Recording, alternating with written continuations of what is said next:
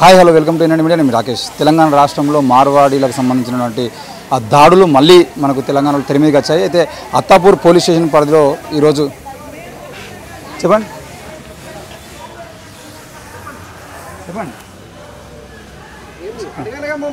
ఏంటి ఏం అడగాలి సార్? పోలీస్ స్టేషన్ పరిధిలో వీడియో తీసుకుంటున్నాం. అరే చెప్పండి, మీ సమస్య ఏందో చెప్పండి సార్. ఆల్రెడీ మీరు ఎఫ్ఐఆర్ చేయమంటేనే మేము వాళ్ళని ఎంక్వైరీ చేసిన తర్వాత ఎఫ్ఐఆర్ చేస్తాం. బాధ్యత అదే సార్, మేము ఫోన్ చేసినప్పుడు తప్పకుండా మా పరిధిలో వచ్చింటే మేము చేస్తామని చెప్పేసి చెప్పారు సిఐ గారు. ఏం అడగాలి? పోలీస్ స్టేషన్ బయట వీడియో తీసుకుంటా అంటే అడగమైందండి. Supreme court, Mumbai high court police station లో వీడియోలు తీసుకోమని చెప్పింది. మీరు బయట తీసుకుంటా అంటే మిమ్మల్ని అడగాలంటే ఏం చెప్పాలి మీకు? అంటే రోడ్డు మీద బయట అన్ని మీ పోలీస్ స్టేషన్కి వచ్చి అడిగి తీసుకోవాలా సార్? రోడ్డు మీద మేము ఏం చేసుకోవాలన్నా కూడా మీ దగ్గరికి వచ్చి అడిగిపోవాలా? ఏం చెప్పాలి మీకు? మార్వాడీలు దాడి చేశారండి, 24 hours అవుతుంది. ఇప్పటివరకు ఏం చర్యలు తీసుకున్నారు చెప్పండి. చెప్పండి.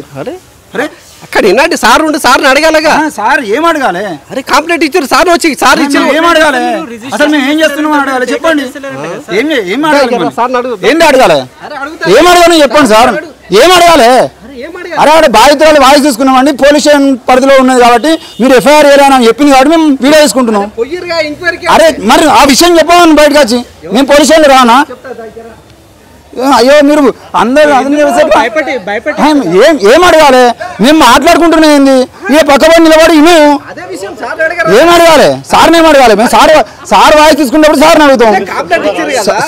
విషయం చెప్పేది అక్క కొన్ని విషయము చెప్పండి. మీరు ఏంది చెప్పండి. ఏం మాట్లాడాలి? ఏం మాట్లాడాలి అసలు? మేము ఏం మాట్లాడుతున్నాం మీరు లోపలికి వచ్చి మాట్లాడమంటారు? మేము మాట్లాడేందో మీకు తెలుసా అసలు? ఏం చేయాలి? ఏం చేయాలి చెప్పండి సార్.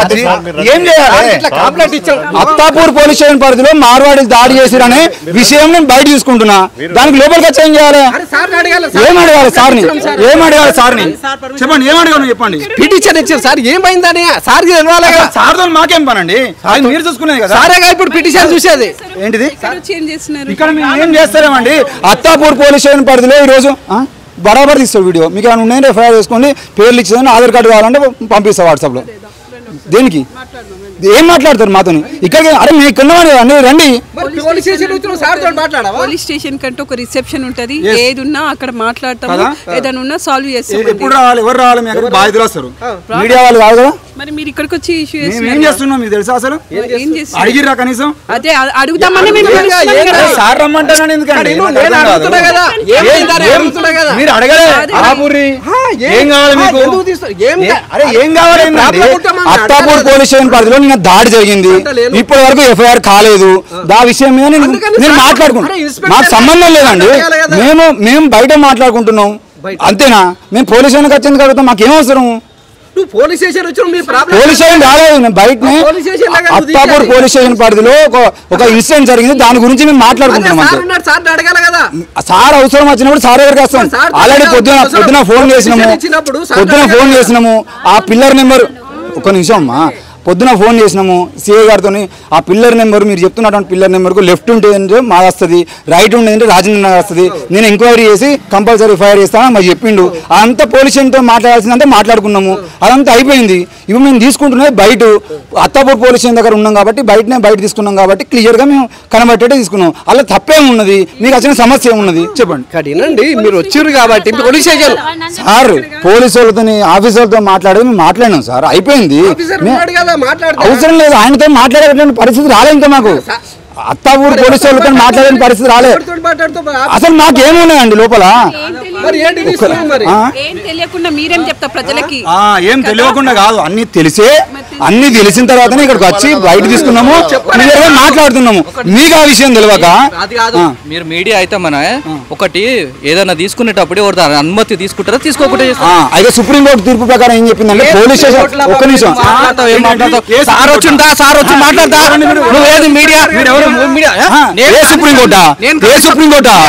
సుప్రీంకోర్టు కాదు, సుప్రీంకోర్టు గైడ్లైన్స్ ఇస్తాం. మాకు తెలుసు, మాకు అన్ని తెలుసు. సార్ వచ్చి అడుగుతా.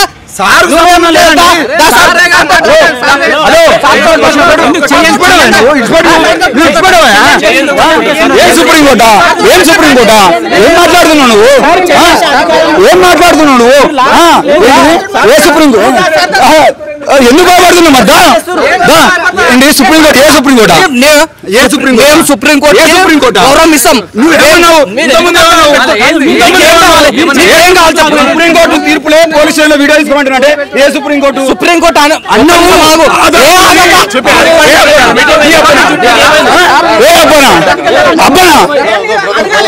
అబ్బనా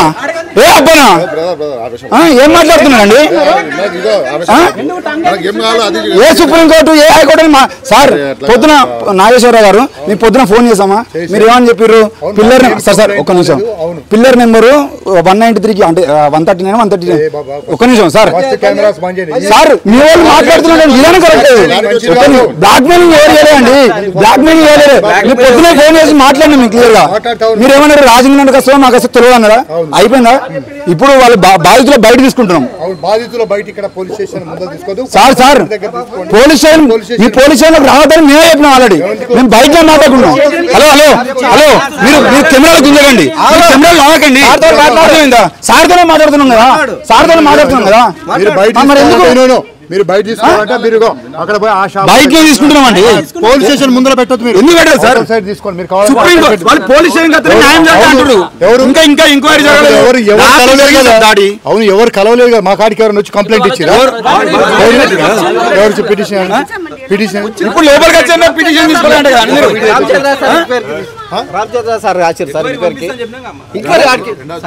దాడి రాత్రి జరిగిందండి సార్.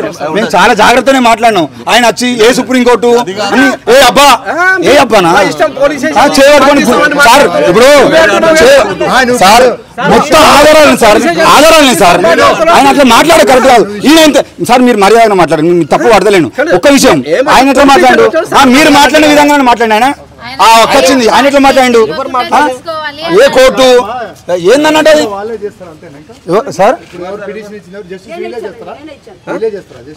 ఎవరు న్యాయం ఎవరు చేస్తారు సార్? మీ అక్కడికి వచ్చిర్రు సార్. ఒక మీడియా న్యాయం చేయదా? ఏఎస్ఐ కలిసిరు కదా. మరి ఇక్కడ పోలీస్ స్టేషన్ లో ఒక అడ్మిన్ ఎస్ఐ ఉంటాడు, అడ్మిన్ ఎస్ఐ అయిన తర్వాత ఇన్స్పెక్టర్ ఉంటాడు. మరి వాళ్ళకి కలిసి సార్ మేము నిన్న రాత్రి పిటిషన్ ఇచ్చినాం సార్, ఇది ఇట్లా అయిందని చెప్పేసి మాకు చెప్తే మేము చేయమా? మరి మీ అందరిని తీసుకొని వస్తే నేను న్యాయం చేస్తారా? న్యాయం గురించి కాదండి, అసలు ఏం జరుగుతుందో తెలియదు.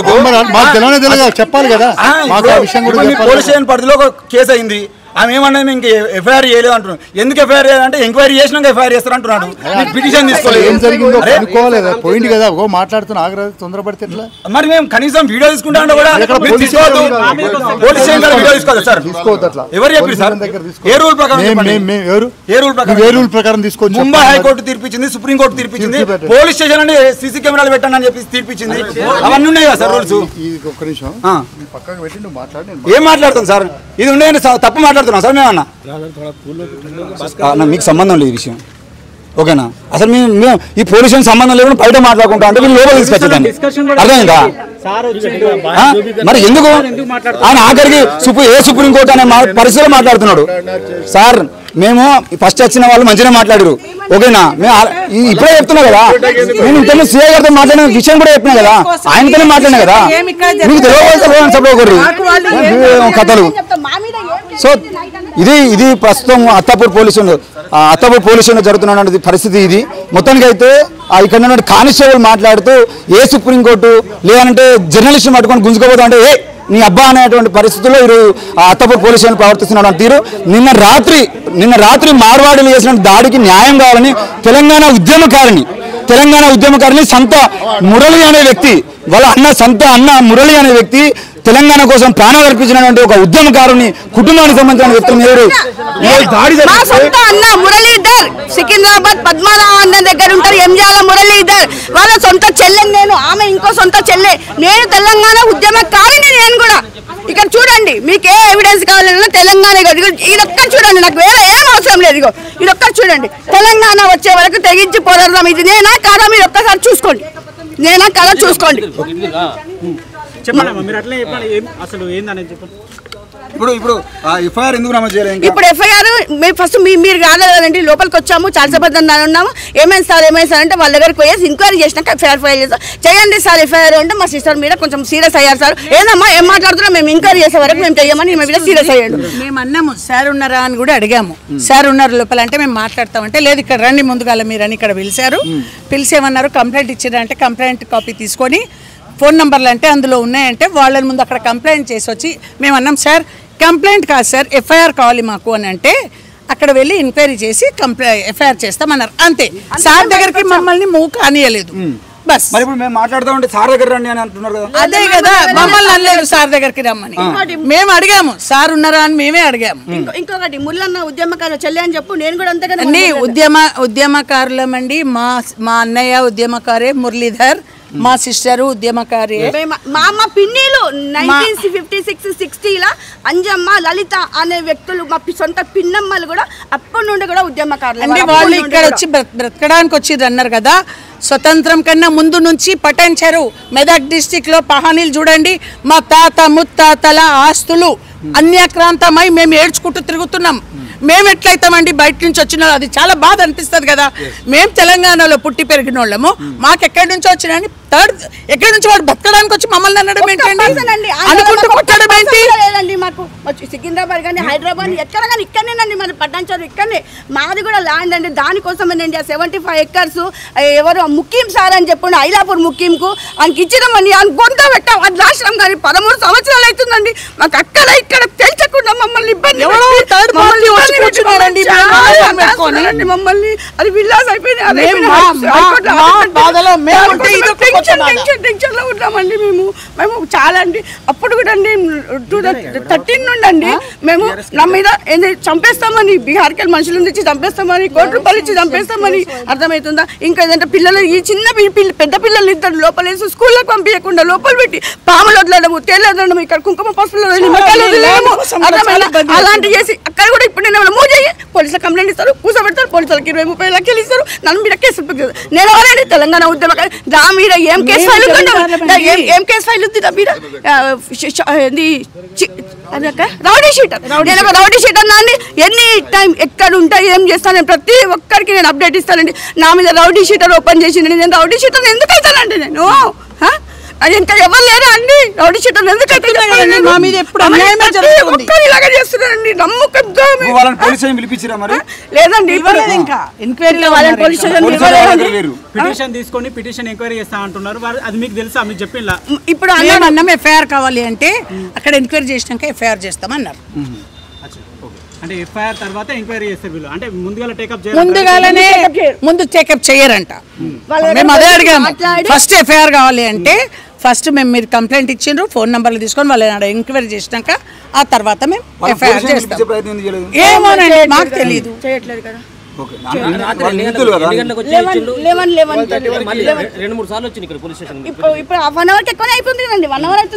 నేను ఒకసారి మళ్ళీ ఒకసారి చెప్తున్నా, స్వతంత్రం కన్నా ముందు నుంచి మెదక్ డిస్టిక్ లో పటాన్చెరు పహానీలలో చూడండి ఎంజాల ముత్తయ్య, ఎంజాల ఎల్లయ్య, పెద్ద ఎంజాల ఎల్లయ్య, ఎంజాల ముత్తయ్య, నారాయణ స్వామి, ఇవి మొత్తం పహానీలు చూడండి. మాది 300 ఎకరాల ల్యాండ్ అండి. ఎవరో వచ్చి థర్డ్ పార్టీలు మేమే ఎంజాలని చెప్పి కూర్చొని మేము చదువుల కోసం ఇక్కడ ఉండిపోయినాము. ఇది కూడా మేము ఎందుకు చెప్పాల్సి వస్తుంది? మమ్మల్ని బ్రతకడానికి తెలంగాణ వాసులమే మీరే ఎక్కడి నుండో బ్రతకడానికి వచ్చి మా మీద దౌర్జన్యాలు చేస్తుంది. మీరు బ్రతకండి, ఉద్యోగాలు చేసుకోండి, బిజినెస్ చేసి మీరు బ్రతకండి, మా మీద దాడులు చేయకండి. మా మీద దాడులు అయినా అండి ఈ మార్వాడి లాగడాలు చాలా ఎక్కువ అయిపోయినాయండి. మార్వాడిలా మొన్ననే జరిగింది కదండి మోండా మార్కెట్ ఎక్కడో, మళ్ళీ ఇది సెకండ్. అంటే వీళ్ళు చంపేస్తారు కూడా అండి ఇక్కడ వచ్చి. నిజంగా 50 మంది, 2 పిల్లలు, మా ఒక్క సిస్టరు చంపడం నా దగ్గరికి వెళ్ళి వచ్చింది. అప్పుడే ఆమె నా దగ్గరికి వెళ్ళి అప్పుడే వచ్చింది. అదే మా పటాన్చెరు ల్యాండ్ విషయంలోనే మాట్లాడుకుంటూ కూర్చున్నాం మేము. ఉన్నారా? అక్కడి నుంచే వచ్చింది, పిల్లల్ని పట్టుకొని అక్కడ టార్గెట్ చేసి అడిగిండ్రు. రిక్వెస్ట్ కాదు, ఇవ్వకపోతే ఇక్కడ ఉండొద్దు, 24 hours లో ఖాళీ చేసేయాలి, ఇక్కడ నుంచి ఖాళీ చేపిస్తాం మేము. అతను మార్వాడి అతను అన్న ఇది అంటే ఇది హిందువులకు పై జరుగుతున్న దాడి అని వాళ్ళు మాట్లాడుతున్నారు. మీరు హిందువులేనా? ఏంటి మేము ఎట్లా కనిపిస్తున్నాం అండి? వాళ్ళు అంటున్నారు మరి అట్లా. మరి మేము వినండి, మేము మున్నూరు కాపులం అండి, హిందువులం కాదా? మున్నూరు కాపులం మేము. ఇంకా వాడు మార్వాడిగాడు, మేము మున్నూరు కాపులం చెప్తున్నా కదా. మా తాత ముత్తాతల నుంచి వెళ్ళి చూడండి పహానీలు, అక్కడ వెళ్ళి అడగండి పటన్ చెరువులో. మేము మా తాతయ్య వాళ్ళు జమీందారులం. మేము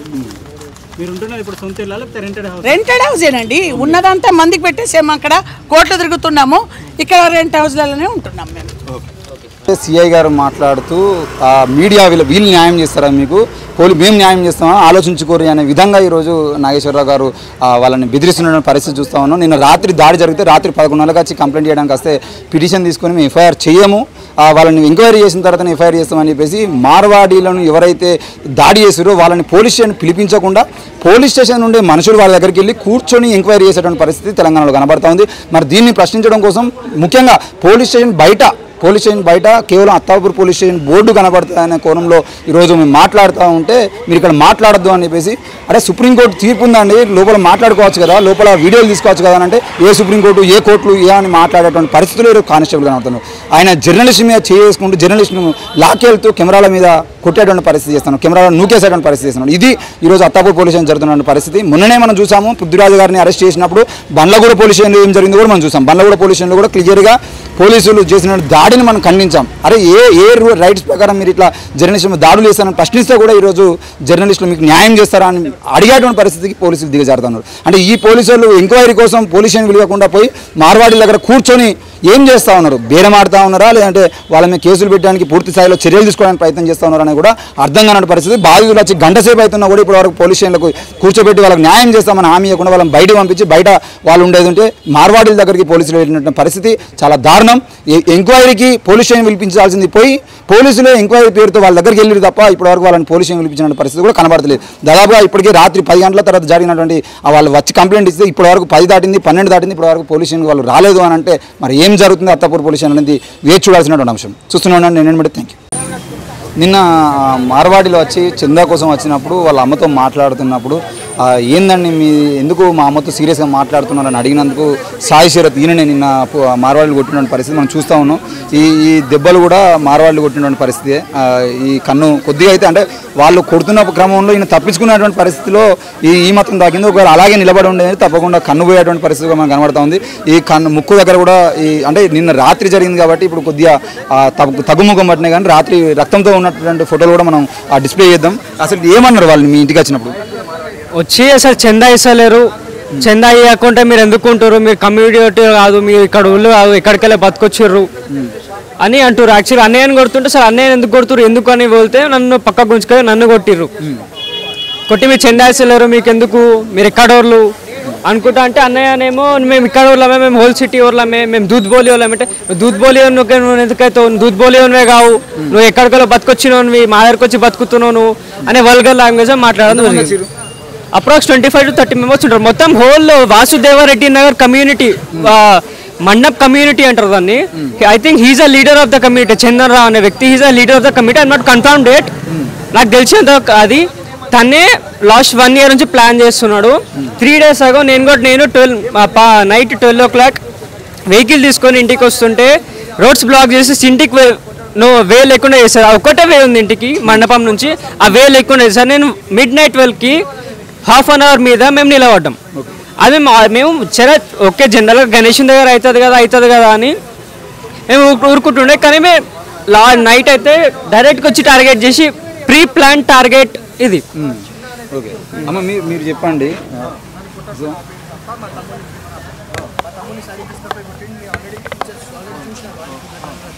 మీరు తెలంగాణ ఉద్యమంలో ఉన్నారు, తెలంగాణ ఉద్యమకారుని అనే విషయం వాళ్ళకి తెలుసా? అసలు తెలియకుండా వచ్చాను, తెలిసిన తెలియకపోయినా దాడి అయితే చేయొద్దు కానీ, అంటే ఉద్యమం చేసిన వాళ్ళైతే దాడి చేయరు, ఉద్యమం చేయకుండా దాడి చేస్తారా అండి? అట్లాంటి తెలంగాణ ఉద్యమ ఫోరంలో ఉన్నటువంటి మీ మీద మీరు ఇక్కడ కాదు, మీరు చందా ఇవ్వకపోతే ఇక్కడ కాదు అంటున్నారంటే ఇప్పుడు నేను ఉద్యమకారిని అని నాకు తెలుసు, వాళ్ళకి తెలియకపోయినా చందా ఇవ్వకపోయినా దాడి చేయకూడదు, నాకు తెలిసినా తెలియకపోయినా చేయకూడదు. ఇప్పుడు నాకు తెలిసింది కాబట్టి నేను ఇంత చేయగలుగుతున్నానండి, లేకపోతే అందరు బాధపడతారు. ఇప్పుడు ఒక వీడియో చూసారా, ఒక ఫోన్లో వీడియో చూసారా, ఆ వీడియో కూడా తీసుకోండి. ఒక వర్కర్ చెప్తుంది, ఆ వీడియో ఎవరితోనో కొట్టి మాట్లాడడమేంట అంటే నేను 13 సంవత్సరాల సంది ఉన్నామా నేను ఇక్కడ కొట్టి మాట్లాడడమే. నేను పట్టణం చెరువు కదా ల్యాండ్ విషయంలో అయిపోయి నేను ఇక్కడ హైదరాబాద్కి వచ్చానండి. ఊకే కేసులు అవుతున్నాయి, గొడవలు అవుతున్నాయి, చేస్తున్నాయని నేను ఇక్కడ వచ్చాను.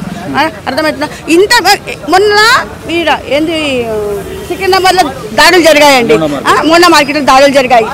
మళ్ళీ ఇప్పుడు మా మీదనే ఇంత దాడులు జరుగుతుంది. వేరే వాళ్ళు ఎట్లా తట్టుకుంటారండి? నాకు అర్థం అవ్వట్లేదు. మీరు మా దగ్గర ఉంటూ మా తిండి తింటూ మా దగ్గర సంపాదించుకుంటూ లక్షల కోట్లు సంపాదించుకుంటూ వీళ్ళు మార్వాడీనే అనే కాదండి, బీహార్ వాళ్ళు, కేరళ వాళ్ళు, ఎంపీ వాళ్ళు, యూపీ వాళ్ళు, ప్రతి ఒక్కరు ఎక్కడ హైదరాబాద్ తెలంగాణ మొత్తం నిండిపోయినరండి. మొన్న నేను పిల్లల కారు తీయలేక ఒక రోజు నేను ఆటోలో మా సిస్టర్ దగ్గరికి కాలి అత్తాపూర్ నుండి రాఘవేంద్ర కాలనీకి ఆటో బుక్ చేసుకొని వెళ్ళాను. పిల్లలు కారు తీసుకొని పోయిన లేరు అని చెప్పి అబ్బాయి ఎంత బాధపడుతున్నాడంటే ఏదో సందర్భంలో వెళ్ళింది, అమ్మ రోజు 200 కూడా వస్తలేవమ్మా, రోజు ఒక 200 కూడా వస్తలేవమ్మా అంటే ఎందుకు తమ్మి ఎందుకు వస్తలేవంటే అమ్మ అందరూ అయిపోయినరమ్మా, ఎక్కడెక్కడికో వచ్చి అన్ని వృత్తులలో ఆలయం నిండిపోయినరమ్మా. గోల్డ్ షాపులు కానీ, కూరగాయలు అమ్ముకోవడం కానీ, బట్టల షాపులు కానీ, ఇంకేదన్నా కానీ ఇంకా ప్రతి దాని సికింద్రాబాద్ అయితే సగం సికింద్రాబాద్ 75% సికింద్రాబాద్ నిండిపోయినండి. అత్తపూర్లో చూడండి, వాళ్ళు ఒక యూనియన్ తయారు చేసుకొని మొన్న మన ఎలక్షన్స్ అప్పుడు ఇదే ప్రకాష్ అన్నకి వాళ్ళు ఇంత అని అమౌంట్ తీసుకొని వాళ్ళకి ఓట్లు వేసిందంటే వాళ్ళే నాకు చెప్తున్నారు. మేము ఇంత బండికి ఇంత అమౌంట్ మేము డిమాండ్ చేసి తీసుకొని ఓట్లు వేసామని చెప్తున్నారు నాకే. అంటే చందా ఇస్తే తప్పే, ఈ సమస్య ఏంది? మీరు చందా ఇవ్వచ్చు కదా అని మాట్లాడుతున్నారు. చందా ఇవ్వడానికి తప్పు కాదండి. బన్నీ కదా ఇదిగోండి, మా అత్తయ్య గారు చనిపోయారు, ఇక పిల్లలకు గుండెలే ఉన్నాయండి. ఆ పర్పస్ దేవునికి వినాయకునికి ఎక్కదు. ఇంకో విషయం, ఈ సంవత్సరం తెప్పియగానే పటాన్చేరులో కూడా ఇంకెక్కడన్నా కూడా వినాయకులనే ఇప్పిస్తానండి. ఎవరన్నా ఫీజెస్ లేవంటే నేను లైవ్లో నీకు మాట్లాడిపిస్తాను, సార్తో మాట్లాడిపిస్తాను. ఫీజు లేదంటే పిల్లలకు ఏ ఆధార్ లేదు, తల్లిదండ్రులు లేదు పిల్లలకు, నేను ఫీజు కట్టి చదివిపిస్తానండి. పెద్ద గొప్ప చంద్ర సార్కి ఫోన్ చేయరా, చంద్ర సార్కి ఫోన్ ఫీజులు కట్టి నేను చదివిపిస్తానండి. నీకు లైవ్లో నేను చూపిస్తాను. ఎవరికి తిండి లేదు అంటే మాకు లేకపోయినా వాళ్ళకి రేషన్ ఇప్పిస్తామండి. నా దృష్టికి ఎవరికి ఏమన్నా ఇబ్బంది జరుగుతుంది అంటే వాళ్ళకి ఇప్పిస్తానండి. దసరా వచ్చిందంటే అందరు పిల్లలకు ఫస్ట్ అందరికి బట్టలు ఇప్పించిన తర్వాత నా పిల్లలకు బట్టలు ఇప్పిస్తానండి. వర్కర్లకు కానీ ఎవరికి కానీ బట్టలు ఇప్పించినా కానీ చుట్టుపక్కల ఎంతమంది ఎవరు లేదు అనే బట్టలు ఎందుకు తెచ్చుకోండి వాళ్ళకి. అట్లా ఇప్పుడు మెన్షన్ చేసిన రాము మహేష్ కి కూడా బట్టలు ఇప్పించడం జరిగింది. బట్టలు ఇప్పించడం కానీ, హోటల్లో పోతే హోటల్ ఫుడ్ తినిపించడం కానీ, మేము నార్బిట్కి పోతే వాళ్ళకి బట్టలు ఇప్పించడం కానీ, వెస్ట్ సైడ్కి పోతే వాళ్ళకు టీషర్ట్లు ఇప్పించడము, పాయింట్లు ఇప్పించడము, మేము ఏ ఫుడ్ తింటే వాళ్ళకి ఫుడ్ పెట్టడము, అలాంటి పిల్లల్ని మళ్ళీ మమ్మల్ని కొట్టారండి. టార్గెట్ అండి 100% వీళ్ళు ఫ్రీ ప్రాన్ వీళ్ళకి ఏదో మా మీద ఏదో అంటే వాళ్ళ గులాంగిరి మేము చెయ్యట్లేదు. వస్తూ పోతూ ఉంటే చందా నాకు అన్న నమస్తే అన్న ఏం చేస్తున్నావా అన్న కూర్చున్నావా అని చేయకపోవడము, వాళ్ళ షాప్లో మేము సరుకులు తీసుకోకపోవడము, మేము ఎక్కడో రత్నదీపు డిమార్ట్ అక్కడ పోయి మేము తీసుకుంటాం, ఏదో పాలేమని అవసరం తీసుకుంటాం, అలాంటిది చందా అయ్యకపోవడము. ఈ ఎవరెవరు ఏమేమో అంటే ఈ లోకల్లో అందరికీ ఏంటంటే అన్న నమస్తే గులాంగిరి చేసుకుంటూ తిరగాలి. మా పిల్లలు పొద్దుగాల పోతే కాలేజీలలో పోతారు వస్తారు మంచి. ఆ టార్గెట్ వల్ల ఏమో వాళ్ళ దుర్దేశం ఏముండను అండి కొట్టారు. రాత్రి మాత్రం అండి నా పిల్లలకు దేవుడే కాపాడిండండి. 2 పిల్లల్ని కొట్టి చంపేసిన వాళ్ళ బొక్కలు దొరకకపోతున్నానండి. 50 మంది ఉన్నారండి వాళ్ళు. నేను ఆడపిల్లని ఏం చేయగలుగుతానండి? పిచ్చ నాకు ఇట్లా చిట్కాయలు కొట్టి నేను 2 days అని ఇల్లు ఖాళీ చేపిస్తానంటే ఎవరో నువ్వు ఇల్లు ఖాళీ చేయడానికి? నీ అబ్బా సొత్తా నీ అమ్మ సొత్తా ఎవరు సొత్తా ఇల్లు ఖాళీ చేయడానికి? నీ ఏరియా నారా ఇది? నీ అయ్యమ్మ ఉన్న ఏరియా నారా? తెలంగాణ నీదేరా? చెప్పురా దాన్ని నా కొడుక చెప్పు. ఎక్కడికి వెళ్ళి వచ్చినారా నువ్వు బతకడానికి వచ్చి? అదే కదా బతకడానికి వచ్చి అన్ని మన వాళ్ళే చేస్తున్నారు కదండి. ఒక్క మార్వాడి అంటే 50 మంది తెలంగాణ పిల్లలు ఉన్నారు, మన పిల్లలు. అర్థమైందా? మన వాళ్ళే వాళ్ళకి సపోర్ట్ చేస్తుంటే ఏం చేద్దామండి? ఒక్క మాట మన వాళ్ళే వాళ్ళకి సపోర్ట్ చేస్తుంది. అదే మన వాళ్ళకి బుద్ధి తెలివి లేదా అనండి. ఎవడో మార్వాడి వాడు కొట్టు మనం ఒక సొసైటీ ఏర్పాటు చేసి మీ అందరు నా చేతి కింద ఉండు అంటే ఈ ఒక్క మార్వాడి చేతి కింద 50 మంది పిల్లలు ఎట్లా ఉన్నారండి? నాకు అర్థం అవ్వట్లేదు. బీజేపీ నాయకులు ఏమంటున్నారంటే చిన్న సమస్యని భూతద్దంలో పెట్టి చూడద్దంటారు. చిన్న సమస్యలు కాదండి. ఇప్పుడు నా పిల్లలు పోతే ఎవరైనా తెచ్చిస్తున్నానండి. ఒక్కటే భూతద్దంలో పెట్టి చూడము, చిన్న విషయమే అనుకుందాము. అద్దాలు పోయినాయి రాత్రి పిల్లగానికి, ఇప్పుడు వద్ద 4-5 వేలు పెట్టి పిల్లగానికి మళ్ళీ కొత్త అద్దాలు ఇప్పియాలి. పిల్లగానికి ఇక్కడ దెబ్బ తాకింది, పెద్ద అబ్బాయిని గల్ల పట్టుకొని చెంప పడ ఎవరు పడతారండి? ఒక 20-21 ఏళ్ళ పిల్లగానికి చెంప దెబ్బలు కొట్టిండ్రు, గల్ల పట్టుకొని గుంజిందంటే ఎవరండి? నేను పోతే నాకు చిట్కలు పెట్టి నన్ను భయపట్టిస్తుందంటే ఏంటంటే ఇది పిల్లలకి ఏమైనా అయితే తెచ్చిస్తున్నదా అండి? ఇప్పుడు లోకంలో ఎన్ని జరుగుతున్నాయి, పిల్లలు తెచ్చిస్తారా అండి? నా పిల్లల ప్రాణాలకే ఏమైనా తెచ్చిస్తున్నారా మీరు? అదే కదండి. ఇప్పుడు మాకు కాబట్టి ఇంత అవుతుంది. ఏమి తెలియని వాళ్ళను ఇలా ఏం మోసం చేస్తే ఏం జరుగుతుందండి? నాకు అది కావాలి. ఏమండి నేను బతుకమ్మ సంబరాలు అక్క ఎప్పుడో పెట్టిండొచ్చి నేను బతుకమ్మ సంబరా టెంపుల్ కట్టించానండి. నేను టెంపుల్లో ఇది కూడా మార్వాడి వాళ్ళు 2011లో మార్వాడి వాళ్ళు 2011లో టెంపుల్ ప్లేస్ 25 లక్షలకు, అప్పట్లో తక్కువ కాబట్టి 25 లక్షలకు ఇంత మ్యాటర్ ఉందండి మీకు. 25 లక్షలకు టెంపుల్ కొనేసి టెంపుల్ కట్టకపోతే నేను సర్వే నెంబర్ 164 అనుకుంటానండి, ఖచ్చితంగా గుర్తుంది. 164 సర్వే నెంబర్ ఎంఆర్ఓ వాళ్ళకి ఇచ్చేసి నా ట్రస్ట్ తరఫుకి వెళ్ళిపోయేసి ఆ టెంపుల్ని పోతే వాళ్ళు మార్వాడి వాళ్ళు ముక్కులలో ఉంటారండి. ఒకటి వ్యాన్ వేసుకొని వచ్చి మమ్మల్ని చంపడానికి వచ్చారు, నన్ను చంపడానికి వచ్చారండి. వస్తే అప్పుడు కూడా నేను ధైర్యంగా ఉండి ఇగో చూడండి, ఇగో ఇలా ఇది కోనేరండి, ఇది కోనేరు ఉంటే ఈ కోనేరును కాపాడి ధైర్యంగా నిలబడి కోనేరు కాపాడి నా దగ్గర డబ్బులు లేకపోయినా నా బంగారం అనేది గిరి పెట్టి ఆ కోనేరుకు జేసీపీకి డబ్బులు ఇచ్చిందండి తెలుసా. ట్రస్ట్ తరఫుకి చదువు రాని వాళ్ళకు వారిని ఆదుకుందాం, వీళ్ళకు చదువు రాకపోతే వీళ్ళందరికీ డబ్బులు కట్టానండి. చూసుకోండి మీరు ఎంత అమౌంట్ కట్టాను, ఎవరు కట్టాను మీరు చూసుకోండి అండి. వీడు ఇగో ఇక్కడ కూడా ఇగో చిన్న అబ్బాయి పెద్ద అబ్బాయి ఎంత చిన్నగా ఉన్నప్పుడు ఇది నేను మేము అప్పటి నుండి చేసుకుంటూనే పోతున్నామండి. ఇగో మెట్టుకుమార్ గారు, భిక్షపతి గారు, మెట్టుకుమార్ ఇప్పుడు కార్పొరేటర్ అయిపోయాడు, నేను అక్కడనే ఉన్నాను. మనకు అవసరం లేదండి.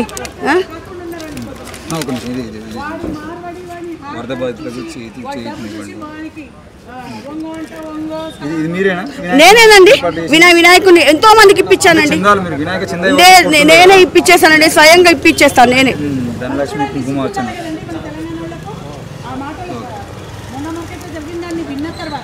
విజిలెన్స్ మానిటరింగ్ కమిటీ సభ్యురాలుగా ఎంజాల జ్యోతి.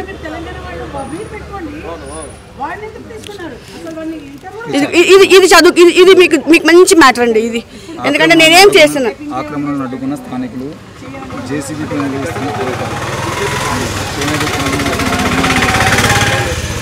మేము ఎక్కడ అన్యాయం జరిగినానండి, నాకు తోచింది ఎక్కడ అన్యాయం చేస్తే నేను పోయి ముందర ఉంటానండి. నా వల్ల నలుగురికి లాభపడుతుంది, నలుగురు బాగుపడతారు అంటే కూడా నేను అన్నిటికీ సిద్ధంగా ఉన్నాండి. అలాంటిది మా మీదనే దాడి చేయడం ఏంటండి నాకు అర్థం కావట్లేదండి. ఇంత ఉండి బాబీ చేసి ఏమి తెలియని వాళ్ళని ఏం చేస్తారండి వీళ్ళు, నాకు అర్థం అవ్వట్లేదు. అది ఆశ్చర్యకరంగా ఉంది నాకు, అసలు ఇంకా సీన్ తిరిగితే పిచ్చి లేచిపోతుంది నాకు, ఏంటో నాకు అర్థం అవ్వట్లేదు ఇది. ఇది ఇప్పుడు అత్తాపూర్ పోలీస్ స్టేషన్ పరిధిలో జరిగినటువంటి పరిస్థితి. మరి మొత్తానికైతే ఈరోజు చందా ఇవ్వలేదని దాడి చేస్తున్న ఈ మార్వాడి మంద ఏదైతే ఉందో దానికి వాళ్ళు తెలుసుకోవాల్సిన విషయం ఏంటంటే ఎన్నో ఏండ్లుగా అదే పటాన్చేరి ఏరియాలో ఈ జ్యోతి గారే వినాయకుడిని ఇప్పించి ప్రత్యేక పూజలు చేయించి ఎన్నో రకాల పూజలు చేయించినటువంటి వ్యక్తి జ్యోతి గారు. ఇక్కడ పుట్టినటువంటి హిందూ బిడ్డ. ఈరోజు హిందువులను అది చేస్తున్నా ఇది చేస్తున్నారని మాట్లాడుతున్నటువంటి ఏదోలు కూడా ఆలోచించాల్సినటువంటి పరిస్థితి. ఎందుకంటే తెలంగాణ బిడ్డల్ని, ముఖ్యంగా తెలంగాణ హిందువుల మీద ఈరోజు దాడులు చేస్తూ మన శ్యామ్ మీద దాడి జరిగిన శ్యామ్ గురించి మాట్లాడినప్పుడు శ్యామ్సన్ అని మాట్లాడినటువంటి వాళ్ళు మరి ఈరోజు జ్యోతి గురించి మాట్లాడినప్పుడు ఏమని మాట్లాడతారు. ఈ ఎంజాల జ్యోతి గారు ప్రత్యేక కుంకుమార్చనలు చేసినటువంటి రోజులు కూడా ఉన్నాయి. ఈరోజు మన ఆధారాలతో సహా చూపించడానికి ప్రయత్నం చేస్తున్నాం. కుంకుమార్చన చేసిర్రు, వాళ్ళు వినాయక చవితి చేసిర్రు, వినాయకుల కార్యక్రమాలు చేసిర్రు, ఒక దగ్గర ఆలయ భూమిని అన్యాక్రాంతం చేసేది దాన్ని కాపాడి అక్కడ జేసీబీతో పనులు చేయించాడు, ఆలయ నిర్మాణం కోసం ముందుకొచ్చి పని చేయించినటువంటి వ్యక్తి జ్యోతి గారు. మరి ఈమెను కూడా ఈరోజు బీజేపీ వాళ్ళు కానీ మిగతా వాళ్ళు కానీ ఈమెను కూడా హిందూ కాదు అని చెప్పేసి ఈమె కుట్రలు చేస్తుందని చెప్పేసి వచ్చా.